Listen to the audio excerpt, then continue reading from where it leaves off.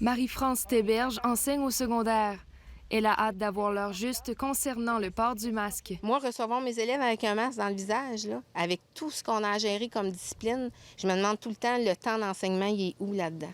Est-ce que j'ai du temps à gérer ça? Puis je vais être obligée de limiter certaines phases d'enseignement parce qu'il va falloir qu'on soit encore dans les règles et lois. Certains professionnels de la santé y voient toutefois une façon de responsabiliser les jeunes. Le masque dans les écoles secondaires chez les jeunes, c'est une façon de dire aux jeunes, regardez, voici la part que vous pouvez faire pour contrôler l'épidémie, puis les rendre des acteurs actifs et positifs dans cette lutte contre l'épidémie. En plus du masque, la taille des classes sera réduite dans la majorité des provinces canadiennes. Le fait de faire des cellules, des groupes est très important parce que si on venait qu'à avoir un cas positif dans une des bulles, si la bulle est toujours restée le même groupe, la même cellule, on sait que les contacts étroits vont être limités. Si un élève est déclaré positif, il devra être isolé pendant 14 jours. Ses collègues de classe devront, quant à eux, suivre un protocole de dépistage avant de revenir en classe.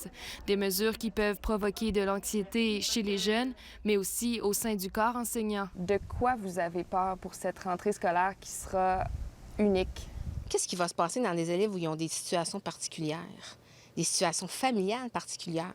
Mon enfant qui est stressé à l'école, qui vit de l'anxiété, est-ce qu'elle va être capable de voir ses amis dans ses cours? Est-ce qu'elle va être capable de fonctionner? Et il n'y a pas que les enseignants qui craignent pour l'avenir des élèves. Il y aurait déjà des jeunes qui auraient commencé à décrocher. Les organismes de lutte contre le décrochage, les conseils d'orientation dans les écoles constatent un manque de motivation. Les plans finaux pour la rentrée scolaire seront tous dévoilés cette semaine. L'Alberta, la Nouvelle-Écosse, l'Ontario et les territoires du Nord-Ouest ont tous déjà annoncé que le port du masque sera obligatoire pour certains niveaux scolaires. Ici Alexandre Relais, Radio-Canada, Québec.